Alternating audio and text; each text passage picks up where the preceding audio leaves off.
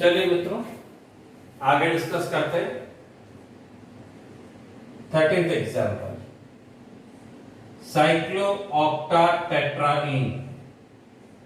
अब आपको ये बताना है कि ये कंपाउंड क्या है, एरोमेटिक, एंटी एरोमेटिक या नॉन एरोमेटिक। तो देखिए साइक्लिक है, दिख रहा है भैया। Every carbon is sp2 hybridized, planar है, दिख रहा है। और कितने हो गए यहाँ पर 8 पाई इलेक्ट्रॉन, 1 2 3 4 5 6 7 और 8 पाई इलेक्ट्रॉन, 8 पाई इलेक्ट्रॉन। अब बच्चा क्या सोचेगा, भैया साहब 8 पाई इलेक्ट्रॉन है, इसका मतलब क्या हो गया, एंटी एरोमेटिक? जी नहीं, ये एंटी एरोमेटिक नहीं है, ये है आपके पास नॉन एरोमेटिक। एक्सेप्शन है, अपवाद है। इसका जो एक्सप्लेनेशन है वो हम आपको अभी समझाते हैं। ये टब शेप्ड स्ट्रक्चर होता है बेटा,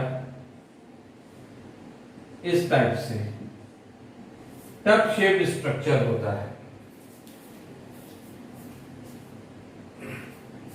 अब यहां पर यदि चर्चा करेंगे आप, और सारे जो p ऑर्बिटल्स हैं, सारे नहीं, जैसे ये वाला p ऑर्बिटल ऐसे है, तो ये वाले जो p ऑर्बिटल है वो इस टाइप से है, यानी कि ये और ये p ऑर्बिटल आपस में परपेंडिकुलर है। इस कारण से पूरे जो पाई इलेक्ट्रॉन्स है वो डीलोकलाइज नहीं होते और मॉलिक्यूल नॉन प्लेनर हो जाता है। यहां से ये बात समझ में हमें आती है, मॉलिक्यूल क्या हो जाता है बेटा, नॉन प्लेनर हो जाता है। ओके, टब शेप है, ये क्वेश्चन कई बार एग्जाम में पूछा भी जा चुका है। Non planar p orbitals perpendicular, ये वाले। 14th हम बात करेंगे बेटा आप लोगों से। नाम भी काफी इंपॉर्टेंट है इसके अंदर, पिरोल। साइक्लिक है, प्लेनर है, लोन पेयर, कंजुगेशन में lone pair, single bond, pi bond, single bond, pi bond. How many pi electrons delocalised बेटा, 6 पाई इलेक्ट्रॉन्स डीलोकलाइज्ड। एरोमेटिसिटी की कंडीशन फुलफिल हो रही है, साइक्लिक होना चाहिए, प्लेनर होना चाहिए, हकल रूल फॉलो होना चाहिए, दैट इज एरोमेटिक। फिर हम चर्चा करेंगे आपसे बेटा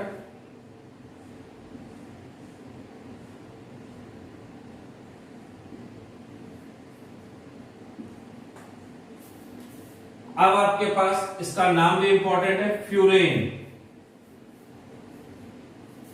साइक्लिक है, प्लेनर है, 6 पाई इलेक्ट्रॉन है और एरोमेटिक है। कंडीशन फुलफिल हो रही है। नेक्स्ट बेटा हम आपसे चर्चा करेंगे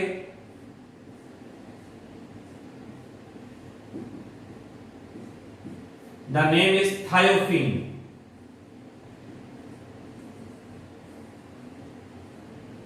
साइक्लिक है, प्लेनर है, 6 पाई इलेक्ट्रॉन डीलोकलाइज्ड है, 1 2 3 4 5 6। दोनों में से एक इलेक्ट्रॉन पेयर डीलोकलाइज्ड होगा, दोनों लोन पेयर डीलोकलाइज्ड नहीं होंगे, दोनों में से एक लोन पेयर डीलोकलाइज्ड होगा। 6 पाई इलेक्ट्रॉन, ये भी क्या बन जाएगा, एरोमेटिक। तो we are giving the number of practice.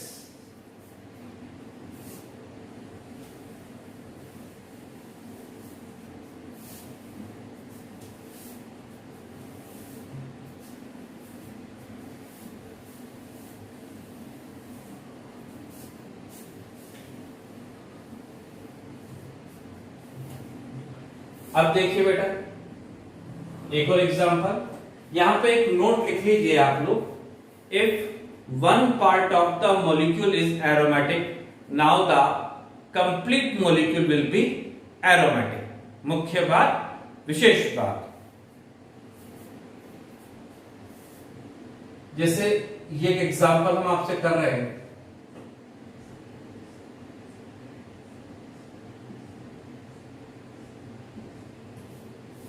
अब देखिए ये दो रिंग्स बनी हुई हैं, ये वाली रिंग एरोमेटिक है, ये वाली रिंग नॉन एरोमेटिक है। तो मॉलिक्यूल क्या होगा, एरोमेटिक, एंटी एरोमेटिक या नॉन एरोमेटिक? वापस बोल रहा हूं, ये वाले रिंग एरोमेटिक है, ये वाले रिंग नॉन एरोमेटिक है। क्यों? क्योंकि यहाँ पे ये क्या आ गया, sp3 हाइब्रिडाइजेशन, sp3 आ गया, sp3 कार्बन साइक्लिक हो जाएगा। प्लेनर, हमें उन कार्बन को देखना जिनके बीच में डीलोकलाइजेशन हो रहा है, राइट ना। 6 पाई इलेक्ट्रॉन डीलोकलाइज्ड हो गए और ये आ जाएगा आपके पास aromatic compound. If one part of the molecule is aromatic, now the complete molecule will be aromatic. इस कॉन्सेप्ट को हम लोगों ने यहां पर यूज किया है। ये वाला पाई बॉन्ड डीलोकलाइज हो रहा है लेकिन साइक्लिक नहीं हो रहा, हमें साइक्लिक डीलोकलाइजेशन चाहिए जो सिर्फ इसी में हो रहा है। अब सिंपल एग्जांपल ले लेते हैं बेटा हम लोग। बेंजीन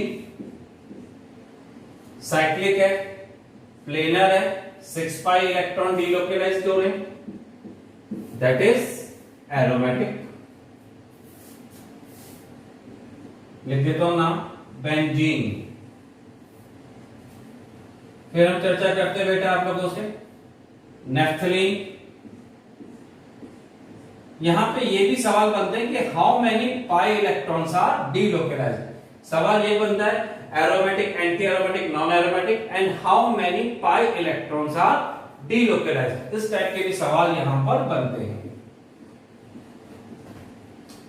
साइक्लिक है, प्लेनर है, दिख ही रहा है, every carbon is sp2 hybridised.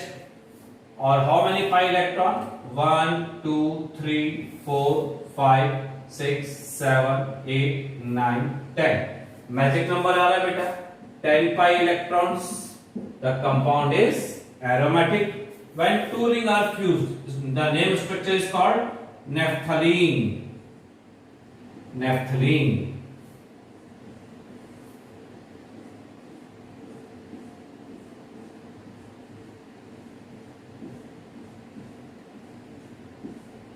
इसे बोलेंगे एंथ्रासीन। 3 रिंग्स आ गई बेटा, साइक्लिक है, प्लेनर है। आ जाइए आप, 1 2 3 4 5 6 7 8 9 10 11 12 13 14। There is also magic number 2 6 10 14 pi electron cyclic delocalization. Now this is aromatic. The name is anthracene.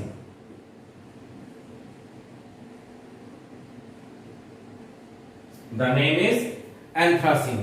तो यहां तक चीजें हमारे दिमाग के अंदर क्वाइट क्लियर हो गई और हमने मॉलिक्यूल को एरोमेटिक, एंटी एरोमेटिक व नॉन एरोमेटिक में डिफरेंशिएट करना सीख लिया है। अब कुछ और एग्जांपल हम डिस्कस करेंगे आप लोगों के साथ।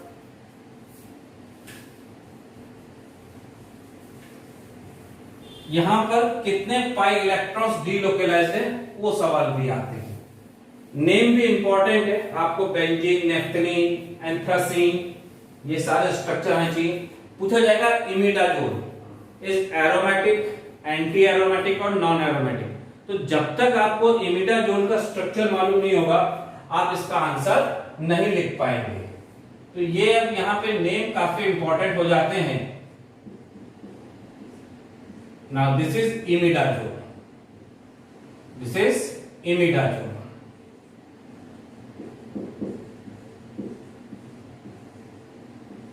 साइक्लिक है, प्लेनर है।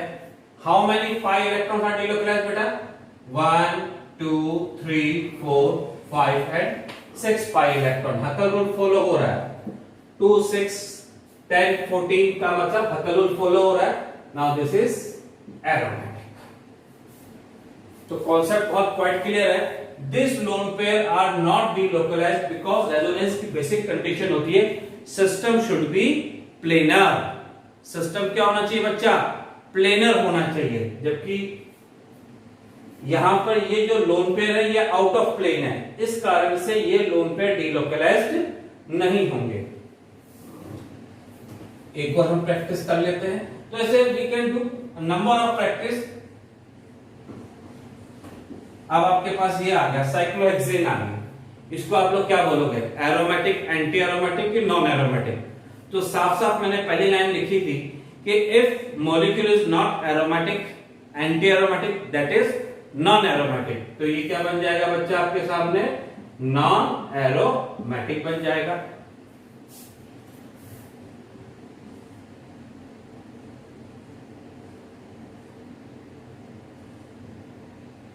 यहां आ जाइए भाई, ये क्या होगा, हाँ ये नॉन एरोमेटिक लिख दिया बेटा हम लोगों ने।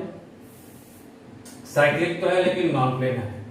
यहां पे साइक्लिक है, बिल्कुल है। प्लेनर है, बिल्कुल प्लेनर है, बिकॉज बोरोन की 3 वैलेंसी मान के चलते 2 है, बॉन्ड लाइन फार्मूला है, हाइड्रोजन रिप्रेजेंट नहीं किया जाएगा। और boron having vacant orbital, boron having vacant orbital, that's why 2 pi electrons are delocalized, हकल rule follow हो रहा है, and every atom is sp2 hybridized, that is aromatic। तो हम लोगों ने नंबर ऑफ प्रैक्टिस कर ली है कि कौन सा कंपाउंड एरोमेटिक होगा, एंटी एरोमेटिक होगा कि नॉन एरोमेटिक होगा। अब इसी के ऊपर बेस्ड हम एप्लीकेशंस के बारे में डिस्कस करेंगे। ये टेबल हमारी कंप्लीट होती है।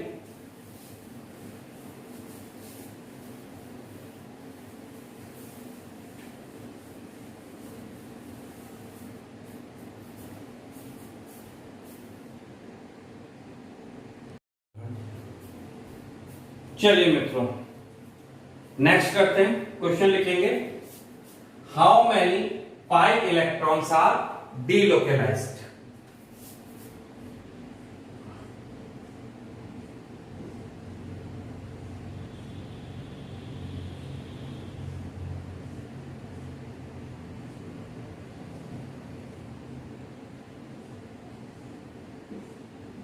एक स्ट्रक्चर है, इसके अंदर कितने पाई इलेक्ट्रॉन डीलोकलाइज होंगे। Pi bond single bond, pi bond single, pi bond single, single bond. अब बताइए, यही सवाल बनेगा कि how many pi electrons are delocalise. तो देखिए, हमेशा एक नोट लिखेंगे यहां पर, in polycyclic compounds peripheral ring current will be come. बीच वाले को काउंट नहीं करना है, पेरिफेरल, जैसे 1 2 3 4 5 6 और 7। ये 7 के 7 पाई बॉन्ड्स जो हैं पेरिफेरल पर हैं और सब में कॉन्जुगेशन है, सब में कॉन्जुगेशन है। तो our answer is 14 pi electrons are delocalised. बीच वाला पाई बॉन्ड हमने काउंट नहीं किया है।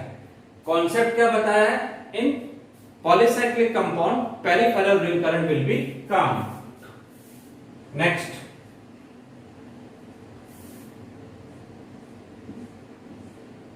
यहां भी वही बताना है, how many pi electrons are delocalised.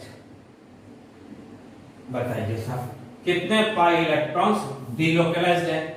तो ये भी क्या एक तरह का पॉलीसाइक्लिक कंपाउंड है। 1 2 3 4 5 6 7 8 9 और 10। तो our answer is 10 pi electrons are delocalised. Next question आएगा बच्चा, which compounds are more stable, aromatic, anti aromatic और नॉन एरोमेटिक। तो देखिए, एक स्टेबिलिटी का ऑर्डर आप लोग याद करेंगे, 2 ऑर्डर में आपको दिखा रहा हूं। पहला आएगा बेटा एरोमेटिक, फिर non aromatic, then anti aromatic. दूसरा ऑर्डर आएगा बेटा इसी के अंदर quasi aromatic, then aromatic, then non aromatic, then anti aromatic. याद करने का तरीका भी बहुत इजी है। एरोमेटिक के एंटी में क्या लिख दो आप, अपोजिट में एंटी एरोमेटिक। एंटी पार्टी कहां होती है, अपोजिट में होती है। तो एरोमेटिक के कहां चल गया, एंटी एरोमेटिक। और क्वासी एरोमेटिक जो है वो एरोमेटिक के आगे आ रहा है। अब एक नई टर्मिनोलॉजी हमारे सामने आ रही है, और नई टर्मिनोलॉजी क्या सामने आ रही है बेटा, क्वासी एरोमेटिक क्या है, इसके बारे में हम आपसे चर्चा करते हैं। तो चलिए, क्वासी एरोमेटिक, हेडिंग लगाएंगे अब आप सभी students, quasi aromatic.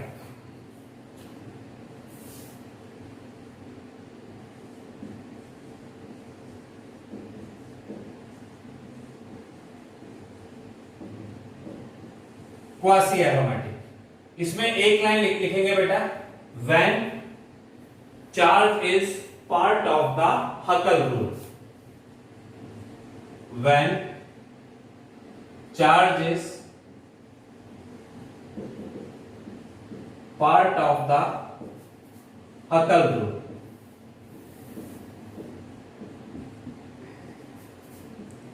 That is quasi aromatic. जैसे मैं कुछ चीजें आपसे शेयर करना चाहूंगा, अगर आपके पास बेंजीन है तो ये आपके पास ओनली एरोमेटिक है, ओके। लेकिन अगर आपके पास ये कोई स्ट्रक्चर है तो यहां पे positive charge is the part of the Huckel rule आ रहा है बेटा, pi bond single bond positive charge is the basic condition of resonance. तो यहां क्या बनेगा बच्चा आपके सामने, एरोमेटिक भी है और ये क्वासी एरोमेटिक भी है। ये मुख्य बात है, विशेष बात है। एक और एग्जांपल देता हूं बेटा मैं आप लोगों को,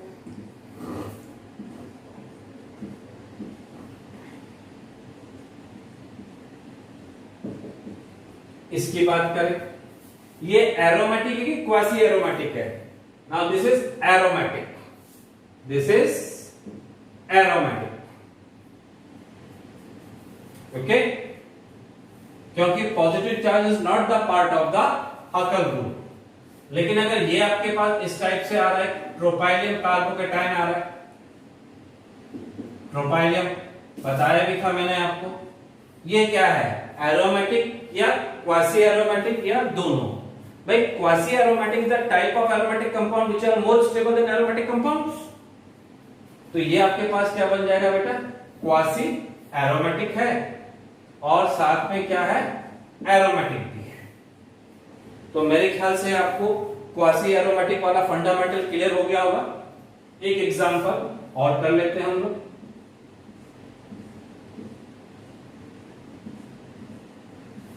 ये बताइए भैया, एरोमेटिक है या क्वासी एरोमेटिक या दोनों है? तो यहां पे negative charge is the part of the Huckel rule. क्यों?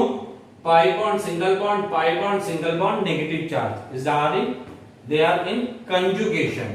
तो this is my dear quasi aromatic भी है और एरोमेटिक भी है। तो फंडामेंटल क्लियर हो गया बेटा, कौन क्वासी एरोमेटिक होते हैं, कौन एरोमेटिक होते हैं, कौन दोनों होते हैं।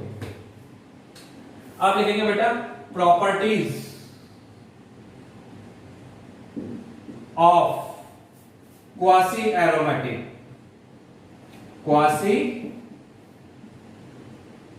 Aromatic, properties of quasi aromatic, इसके बारे में हम आपसे अब चर्चा करते हैं। तो देखिए इसके अंदर चर्चा यदि हम आपसे करेंगे तो यहां पे चार्ज है, चार्ज आ रहा है, इसका मतलब वाटर पोलर हो गया, पोलर है इसका मतलब वाटर सोल्यूबल ज्यादा होगा, हाई वाटर सोल्यूबल। अपन सिंपल एक लाइन लिख दी, वाटर सोल्यूबल। कोई भी क्वासी एरोमेटिक होगा तो वो वाटर सोल्यूबल होगा। दूसरा उसका हाई मेल्टिंग पॉइंट, क्योंकि चार्ज के अंदर अट्रैक्शन होता है, हाई मेल्टिंग पॉइंट। ये सवाल भी आपको सब बुक्स में मिलेंगे। तीसरा बेटा इसी की प्रॉपर्टीज आपके सामने निकल कर आएगी, high dipole moment, high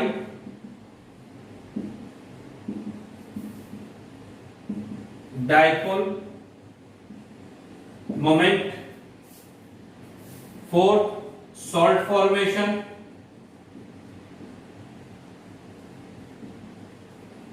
salt formation. और फिफ्थ हमारे पास आएगा बच्चा हाई स्टेबिलिटी,